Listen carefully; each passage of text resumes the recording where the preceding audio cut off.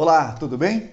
Muito bem-vindo ao nosso canal. Se você ainda não se inscreveu, se inscreva e nos ajude na pregação do Evangelho do nosso Senhor Jesus, tá bom? Quero pedir que você também divulgue o nosso canal, manda aí algo, manda o link aí para seus amigos, colegas de trabalho, irmãos, parentes, enfim, nos ajude a pregar o Evangelho. Esse é o propósito desse canal.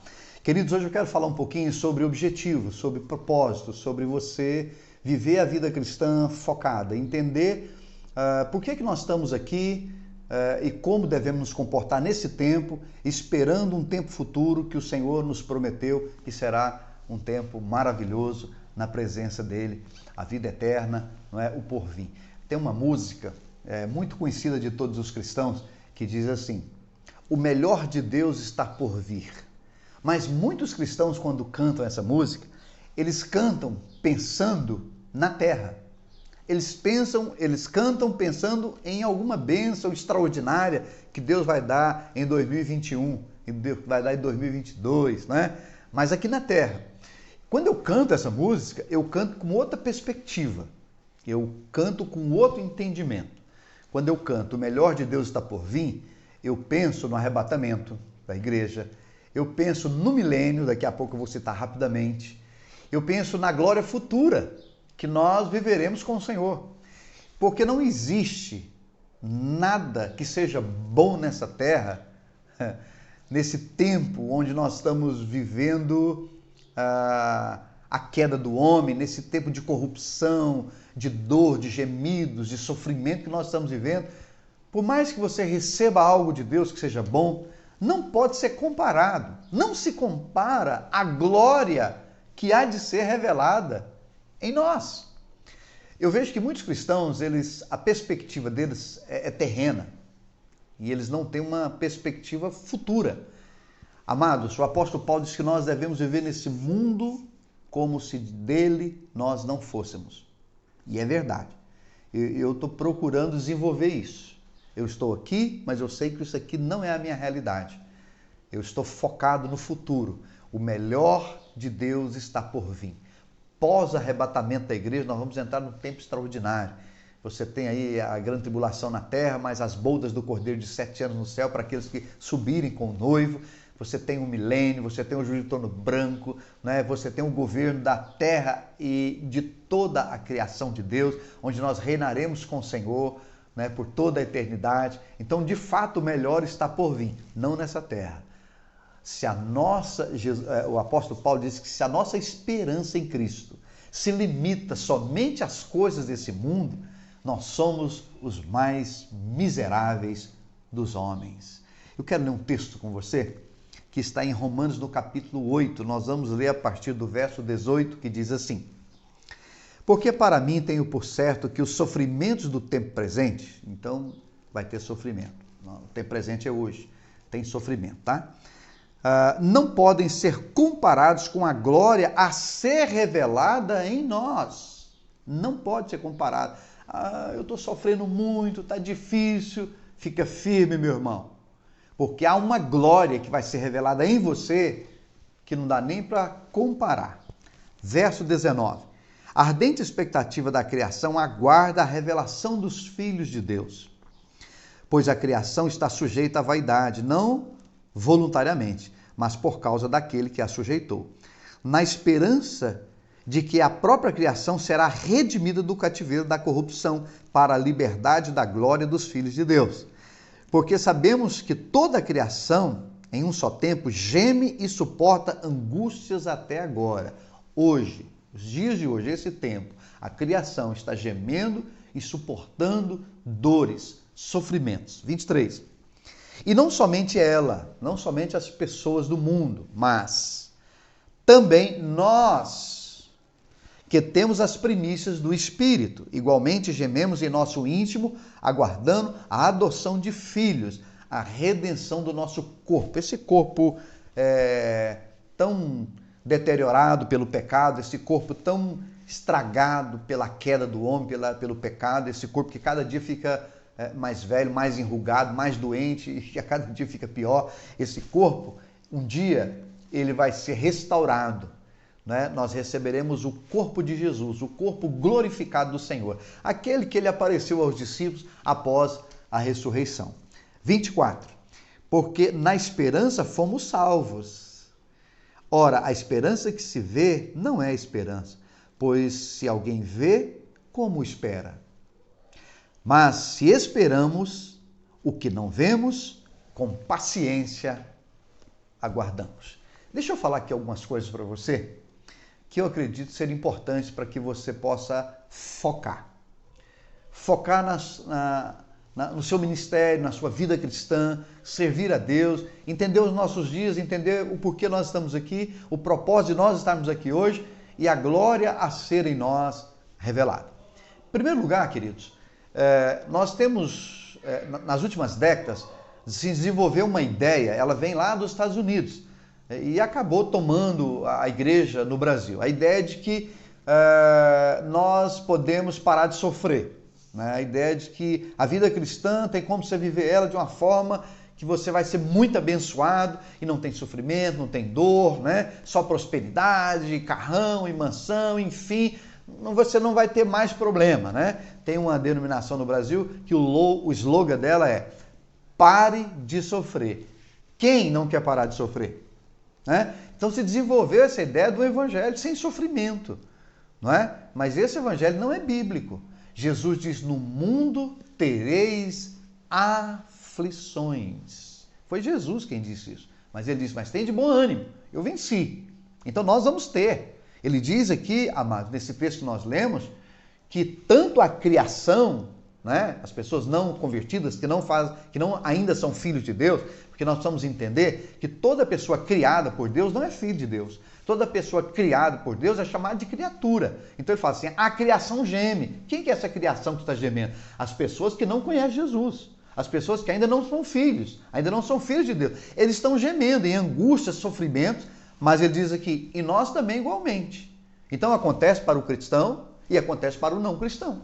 O não cristão sofre, padece, geme, mas o cristão também.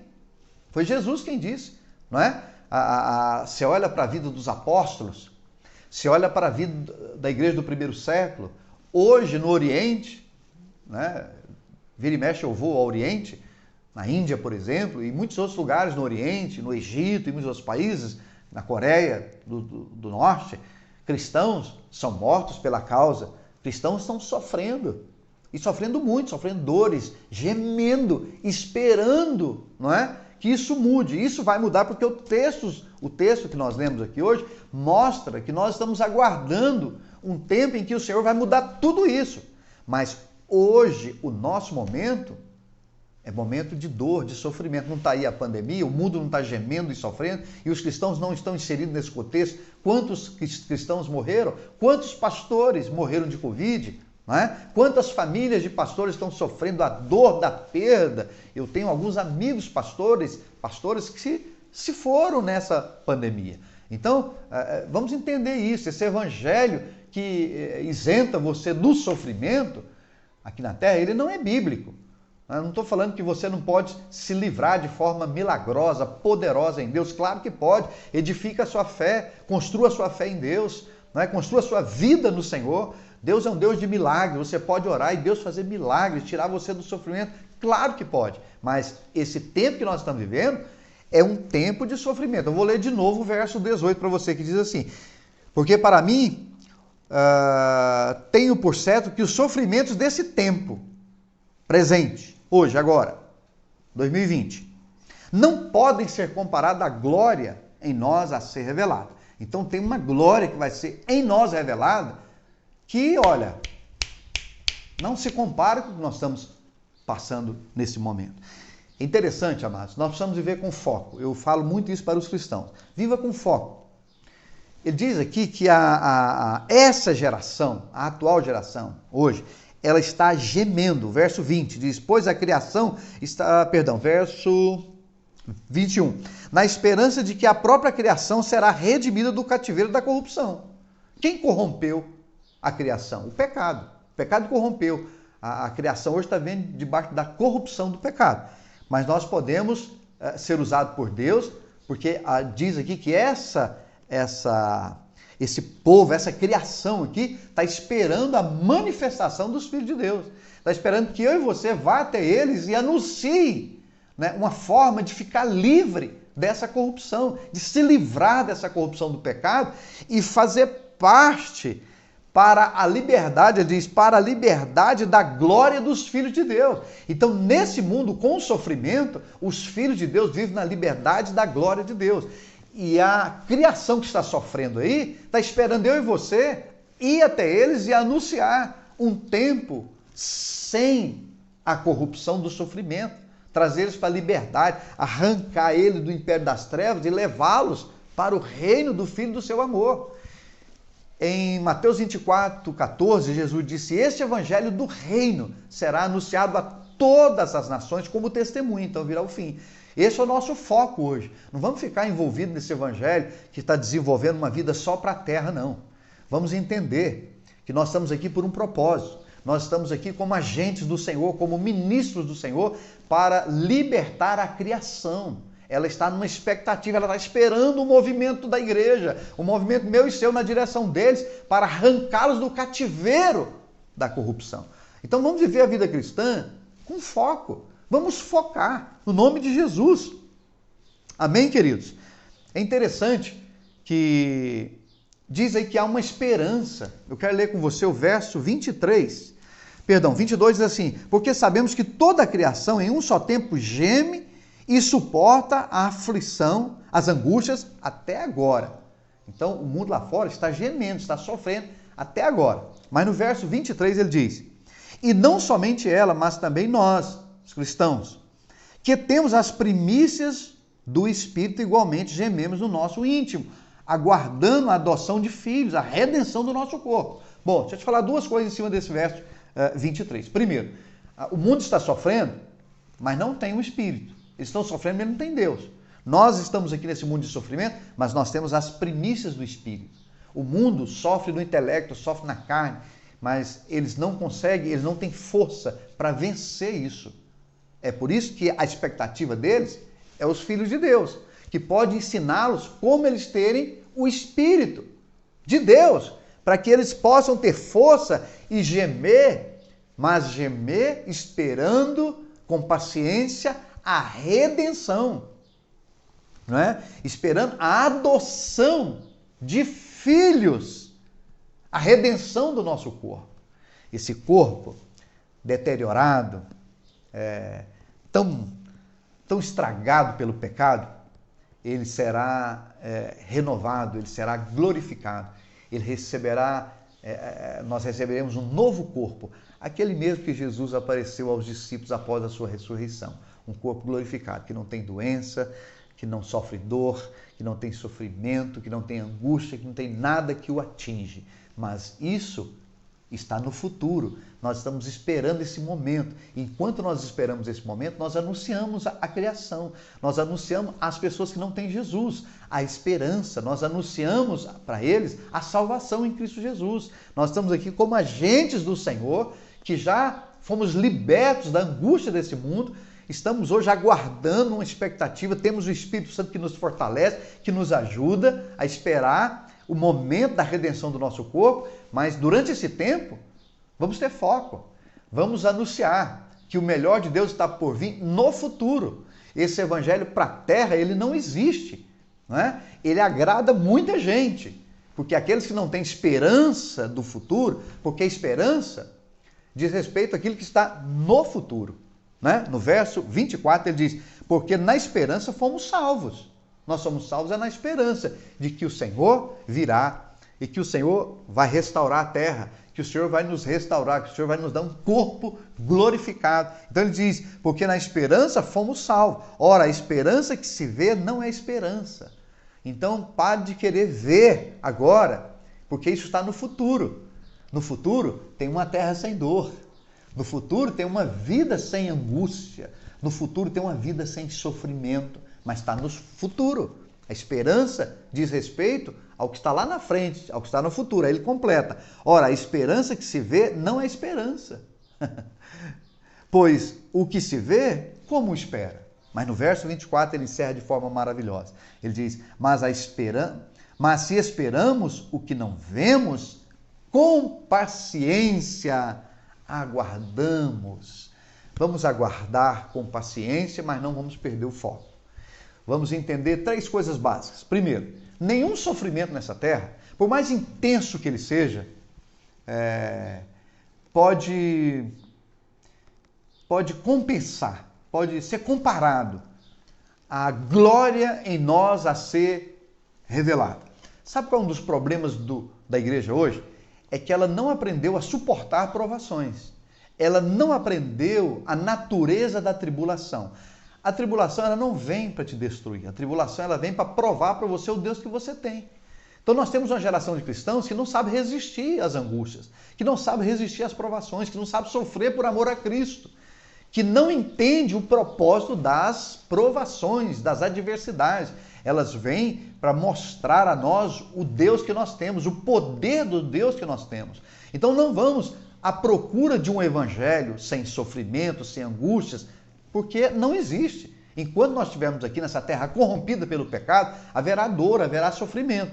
Mas nós temos que entender que nós temos o Espírito de Deus, nós temos o Senhor conosco, nós temos a fé e nós podemos vencer esse momento, não é? E não só vencer esse momento, ensinar outros como vencer e trazer outros para a liberdade da glória do Filho de Deus. Viver com um propósito, focado, anunciando o Senhor, anunciando o Evangelho. A maioria dos cristãos hoje, infelizmente, no Brasil, eles vivem sem propósito. Eles gastam a sua existência correndo atrás de dinheiro, correndo atrás de propósito de vida nessa terra, não é? Com coisas fúteis, com coisas sem valores, né? Mas eles não entendem que nós estamos aqui por um tempo. Não é? O autor de Hebreus diz assim, por um tempo, ele está falando desse tempo, até que o Senhor venha, ele diz, o justo viverá por fé. E se ele retroceder, Deus perde o prazer nele. Então hoje nós estamos vivendo por fé, hoje nós estamos vivendo aqui com um propósito de restaurar vidas, de trazer o máximo de pessoas, de tirar o máximo de pessoas do reino das trevas, das garras de Satanás para o Senhor. Lembrando que nós temos as primícias do Espírito, que mesmo com todas as tribulações e adversidades e sofrimentos e angústias e gemidos que vêm pela frente, nós vamos vencer, porque nós temos uma esperança e nós estamos aguardando com paciência essa esperança. Agora vamos aguardar dentro da vontade de Deus. Vamos aguardar fazendo a vontade de Deus. Vamos aguardar com propósito, anunciando o Evangelho do nosso Senhor Jesus. Eu queria deixar essa palavra com você. Eu queria desafiar você a viver assim, entendendo que as adversidades elas fazem parte da nossa vida, mas em Cristo nós podemos vencê-las. E que nós estamos aqui para tirar o máximo de pessoas do sofrimento e trazer para a glória, para a liberdade da glória dos filhos de Deus. E que nós vamos esperar o momento em que esse nosso corpo será revestido de um novo corpo, o corpo de Jesus, o corpo da glória. E se você, pastor, mas eu queria de fato viver nessa terra, a abundância, uma vida sem dor, uma vida sem sofrimento, né? Uma vida próspera, com abundância. Você quer? Deus vai te dar esse prazer. É no milênio. O próximo advento que acontece agora é o arrebatamento, é a vinda do Senhor. Depois nós temos 7 anos de tribulação na terra, onde o Senhor está exercendo o juízo sobre a terra. Final da grande tribulação, ele vai destruir a besta e o falso profeta. Aí nós vamos entrar no período milenar, onde a terra será toda restaurada. E nós, com o corpo glorificado, vamos reinar com o Senhor nessa terra. Então eu queria desafiar você a entender o verso 18. Eu vou finalizar esse vídeo lendo mais uma vez o verso 18 para você. Porque para mim tenho por certo que os sofrimentos do tempo presente não podem ser comparados à glória a ser revelada em nós. Deus abençoe você, Deus abençoe a sua casa. Se você não se inscreveu no canal, se inscreva e divulgue o nosso canal. Um abraço, Deus te abençoe.